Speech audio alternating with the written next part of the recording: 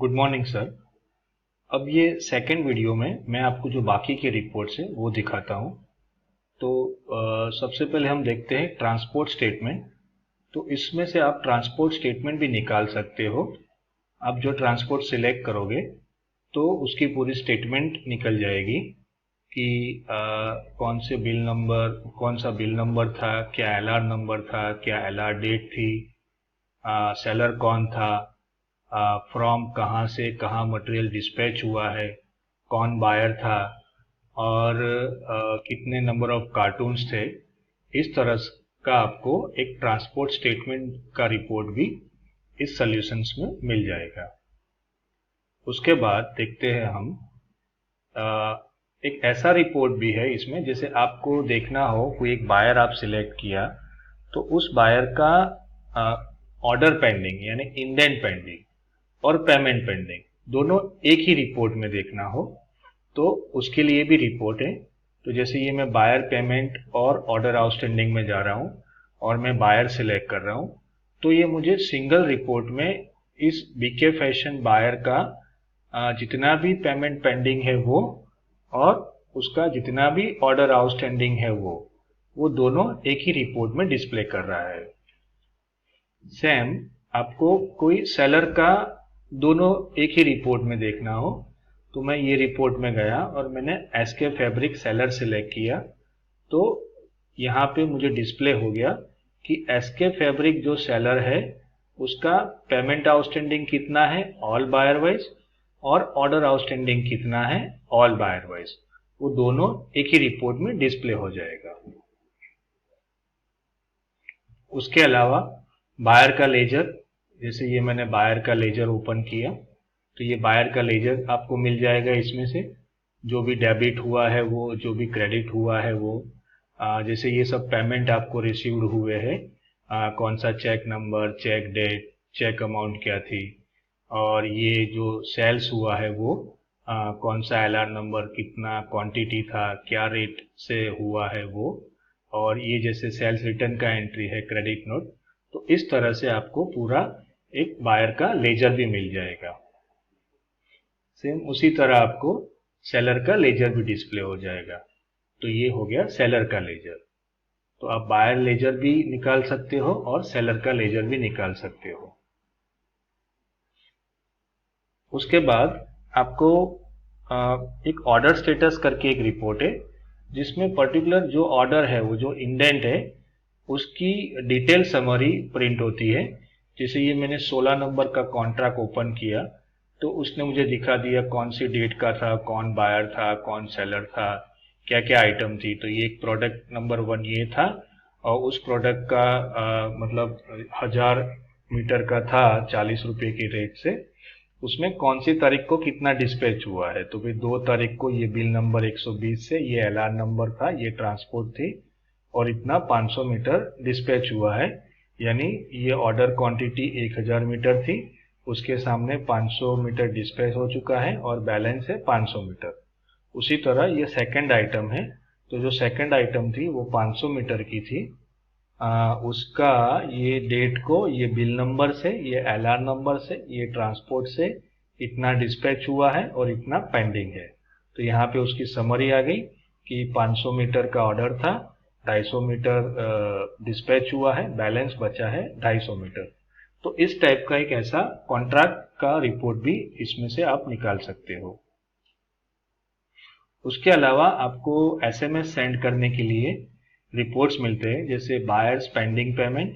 तो यहाँ पे आपने बायर सिलेक्ट कर लिया तो सारे जो बायर है उसका नाम आ जाएगा, उसका मोबाइल नंबर आ जाएगा और उसका पेंडिंग अमाउंट, जो ड्यू अमाउंट है वो डिस्प्ले हो जाएगा।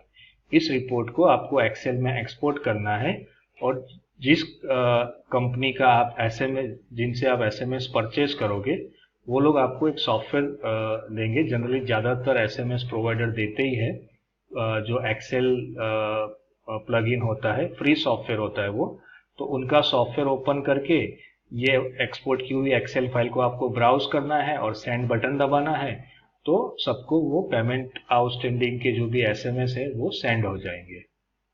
सेम उसी तरह आपको कोई जनरल एसएमएस भेजने हो तो जनरल एसएमएस भेजने के लिए भी एक रिपोर्ट है जिसमें सारे बायर के नाम आ जाएंगे और मोबाइल नंबर आ जाएंगे।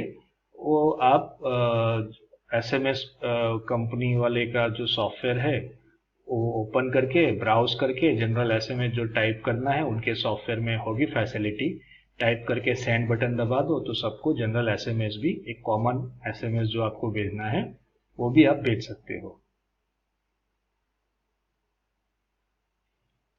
फिर ये एक एनवेलप प्रिंटिंग का फैसिलिटी भी इसमें दिया है कि अगर आपको डायरेक्ट सॉफ्टवेयर में से एनवेलप प्रिंट करना है तो आप पार्टी सिलेक्ट करके आप एनवेलप रख दो आपके प्रिंटर में, तो सीधा एक एनवेलप भी प्रिंट हो जाएगा। एनवेलप आपको आपकी कंपनी के नाम के साथ प्रिंट करना हो या आपका कंपनी का नाम ऑलरेडी प्री प्रिंटेड हो, खाली ओनली बायर का डिटेल डालना हो तो भी हो सकता है। और उसमें भी आपको अगर आपने वो कुछ लोग एनवेलप पे वो लाइंस वगैरह ड्रॉ करके रखते हैं तो कितना स्पेस वगैरह रखना हो वो आप खुद कॉन्फ़िगर कर सकते हो। इन शॉर्ट इसमें से आप एनवेलप भी प्रिंट कर सकते हो। उसके अलावा ये सारे वाउचर रजिस्टर हैं, जैसे ये इंडेंट रजिस्टर यानी सेल्स ऑर्डर रजिस्टर, तो यहाँ से आप अपने जितने भी सेल्स ऑर्डर बनाए होंगे वो सारे डिस्प्ले हो जाएंगे। यहाँ से आप उसको ओपन करके एडिट कर सकते हो, प्रिंट कर सकते हो। फिर ये है सेल्स रजिस्टर, जो भी आपने इनवॉइस डाले हैं वो सारे इनवॉइस का एक सेल्स रजिस्टर इस तरह से आपको डिस्प्ले हो जाएगा। एक बार एंट्री करने के बाद दोबारा आपको जो इनवॉइस ओपन करके देखना हो या एडिट करना हो तो ये वाउचर रजिस्टर में जाके, सेल्स रजिस्टर में जाके उस इनवॉइस को ओपन करके आप उसको एडिट कर सकते हो, डिस्प्ले कर सकते हो। फिर उसके बाद है ये क्रेडिट नोट रजिस्टर यानी सेल्स रिटर्न जो भी हुआ है उसका एक रजिस्टर है।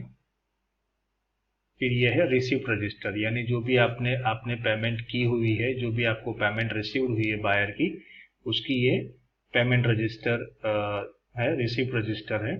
तो यहाँ से आप उसको दोबारा देख सकते हो, ओपन करके एडिट करना हो या प्रिंट वगैरह करना हो तो इतने रिपोर्ट्स आपको इस सॉफ्टवेयर में अवेलेबल है। अब मैं आपको दिखाऊंगा कि ट्रांजैक्शन कैसे करने हैं और मास्टर लेवल पे क्या सेटिंग दिया हुआ है। तो जैसे अब सबसे पहले हम देखेंगे मास्टर में, तो जब भी आप किसी का लेजर बनाओगे, जैसे ये आप बीके फैशन करके एक बायर का मास्टर बनाओगे, तब आपको एक ऑप्शन मिल जाएगी। अगर ये आप बायर किसी एजेंट के थ्रू है तो आपको एप्लीकेबल डेट और कौन सा एजेंट का ये बायर है वो एजेंट सिलेक्ट करना है और आपको उनको कितना कमीशन देना है वो परसेंटेज लिखना है। बाकी की ये जो बेसिक डिटेल टैली में होती है, एड्रेस वगैरह, जीएसटी नंबर वगैरह, वो सब आपको डाल देनी है।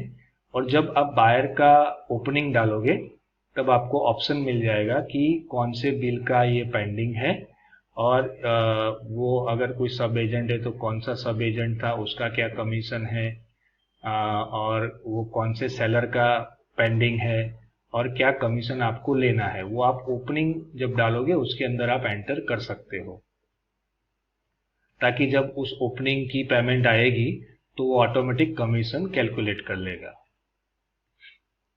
तो इस तरह से आपको बायर का लेजर बनाना है। जब आप सेलर का लेजर बनाओगे तो सेलर के लेजर में जब ये वाला ऑप्शन आप यस करोगे उसके बाद आपको उस सेलर से जो कमीशन लेना है, जो आपका फिक्स हुआ है, वो आपको एप्लीकेबल डेट और कमीशन परसेंटेज लिखना है।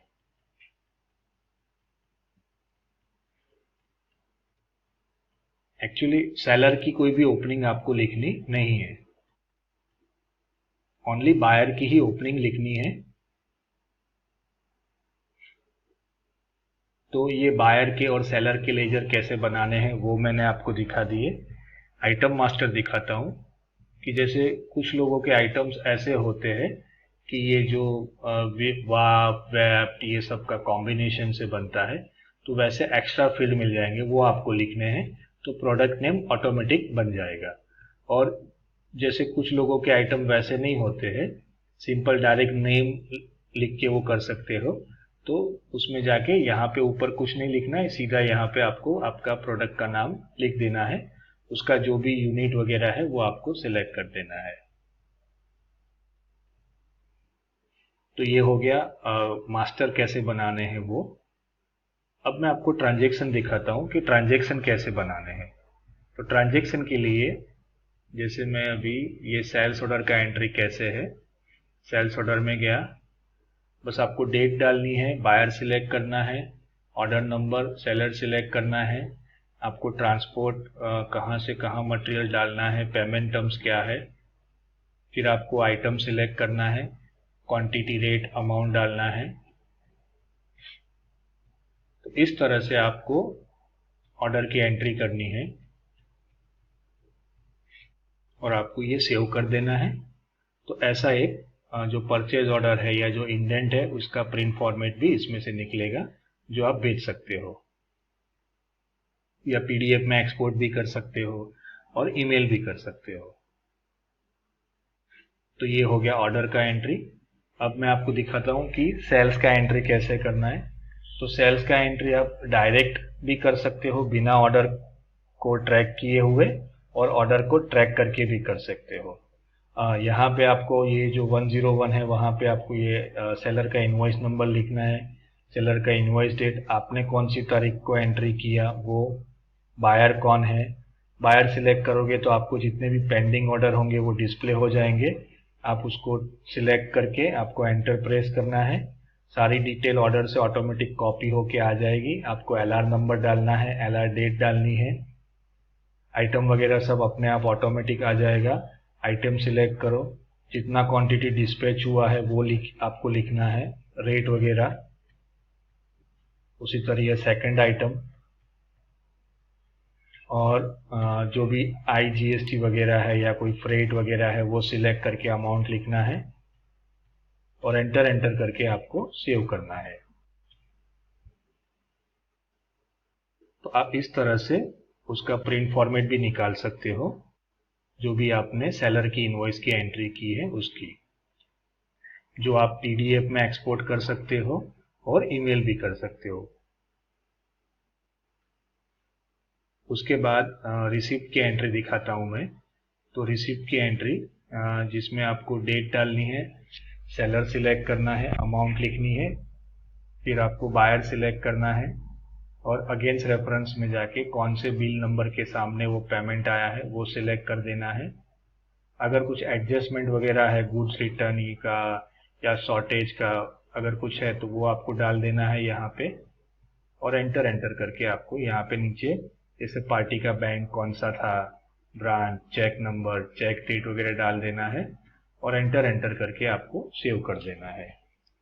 तो इस तरह से आपको ये जो भी आपने पेमेंट वाउचर जो है वो भी प्रिंट हो जाएगा, जो आप पीडीएफ में एक्सपोर्ट भी कर सकते हो और आप सेलर को डायरेक्ट ईमेल भी कर सकते हो। तो इस तरह से आपको इसमें एंट्री करना होता है। तो इस वीडियो में मैंने मोटा मोटा जितना भी मेन फैसिलिटी या जो भी फीचर्स वगैरह है वो मैंने आपको बताए कि रिपोर्ट कौन से मिलते हैं और किस तरह से आपको ट्रांजैक्शन करने हैं। Thank you very much sir.